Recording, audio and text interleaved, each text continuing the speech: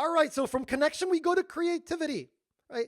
This is an area that I explore all the time, given that I teach innovation, right? I come back to Csikszentmihalyi, this Hungarian scholar who has explored creativity in all kinds of wonderful ways. And this is what he has to say about the phenomenon of creativity, which is so relevant to the socialized nature of energizers. Mihai says, it is easier to enhance creativity by changing conditions in the environment than by trying to make people think more creatively. Therefore, creativity does not happen inside people's heads, but in the interaction between a person's thoughts and a social, cultural context. It is a system rather than an individual phenomenon. So creativity is not suddenly an idea falling onto the mind of a brilliant person as we are usually told it is. It's an engaged process, an interactive, deeply interrelated, deeply human process of establishing systems of connection, right, between the human beings creating whatever they're trying to create, whether it's a business plan or a strategy, right, or a communication, or whatever it may be, together through this deeply physical, and if not physical, eye-gazing oriented and verbalized process. That through all these exercises, whether it's through the music exercises or through the dance exercises or through whatever it may be, you start to sense it, you start to feel it, just like Julie in the previous comment mentioned, that eventually she started to sync up with one another, right? And that syncing up leads to the creativity, leads to the idea creation. This is an example of a creativity-oriented icebreaker, right? It's the I'm a tree exercise, which really leverages the yes and mindset that we discussed earlier.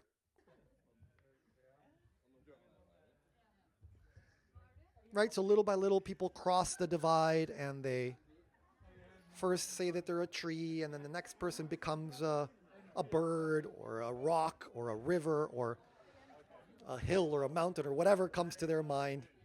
And then they cross the divide and they suggest a different environment. I'm an airplane, and then I'm a passenger, and then I'm a cloud. And again, it's a yes and endeavor, right? Really simple, very playful, right? Very childish, if you want to call it, but it helps us build on the ideas of others. It's also highly, of course, physical, and we can start to recognize it helps people become vulnerable, leads to psychological safety. So again, we're connecting all the dots with the why for energizers. And what I want to show you now is a clip from an incredible group of yes and experts, improv experts, that really show the power of this particular mindset.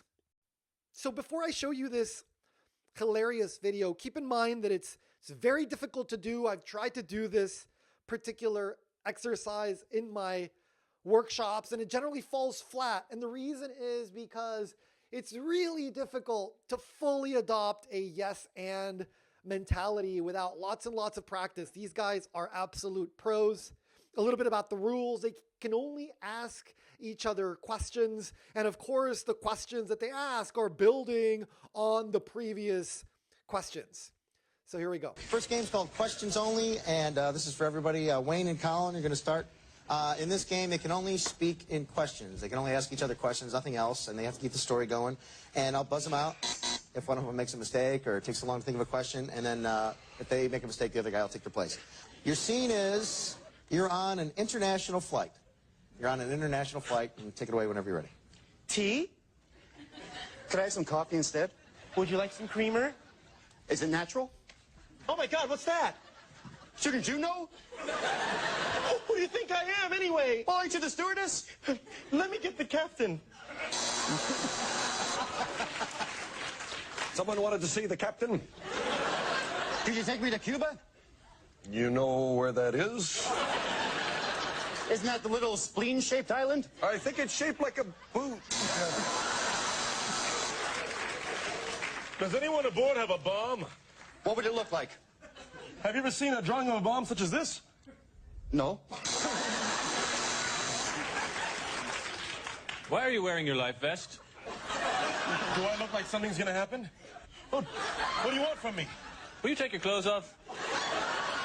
Can you handle it?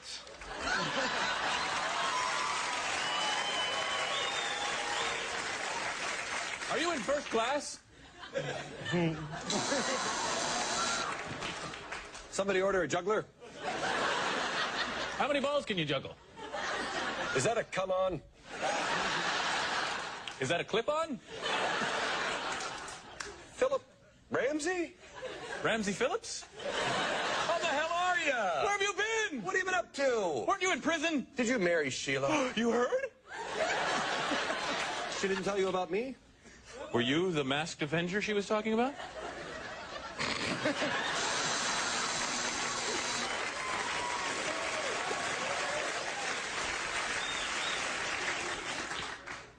Ecuador.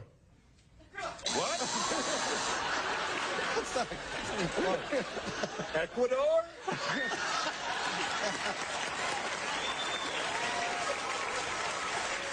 What made you say Ecuador?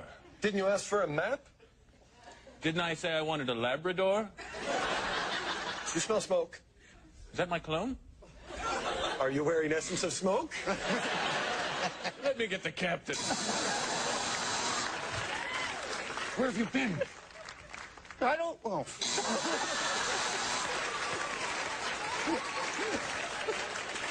Couldn't find him? I don't... Where have you been? Did anything happen while I was gone? Haven't you noticed the whole place is on fire? Why should I? Aren't you in charge here? Is it in my job description? What is your job description? Can you read this? Big Goofy?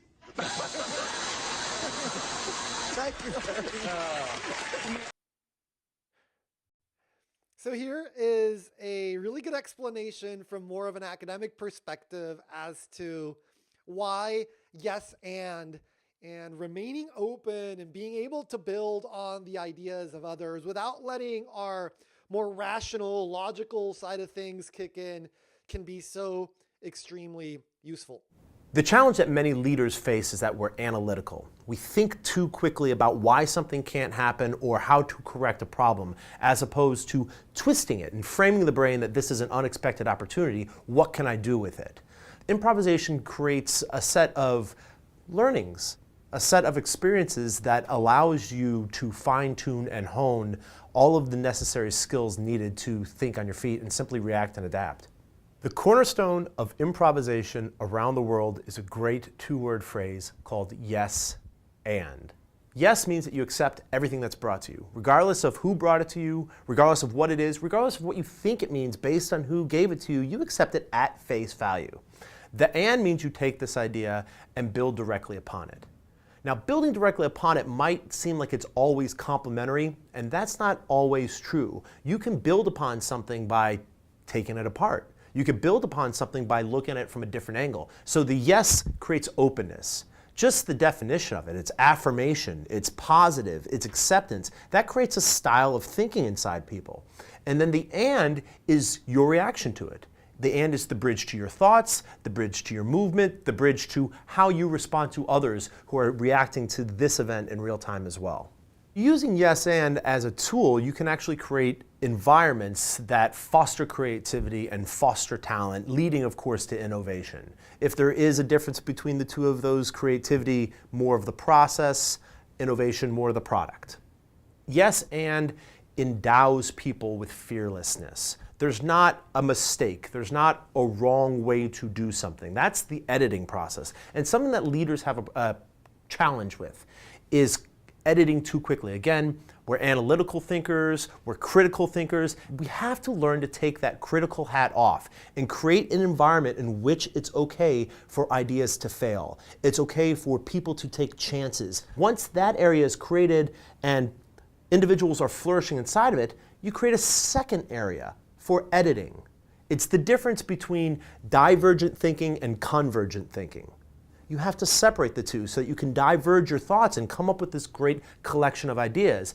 And then, once you have this great collection of ideas, you focus on convergent thinking. You start separating the sand from the gold and the good ideas from the bad ideas, and you start editing those out. In order to create this environment in which people can come up with these ideas and diverge their thinking, you have to cling to yes and, so that you're not editing too quickly. So yes and is one of those highly practical approaches that we can take relatively easily to start to see how the world starts to open up for us, right? I had a very close colleague who used to be the deputy director of the Center for Design Research at Stanford, and sometimes when he writes emails, he avoids using the word but, and instead he writes and in capital letters and underlines it. And he does this, of course, to send the message of how important it is to continuously open up the space of possibilities, particularly in conversations that you might want them to lead to a little bit more creativity or innovation. Furthermore, I hope this final video has helped you start to connect the dots even more, to think back to James March and the exploration-exploitation dynamic that he discussed, along with the idea that sometimes we become foolish, sometimes we ask strange questions with and then sometimes we close down and make more rational decisions.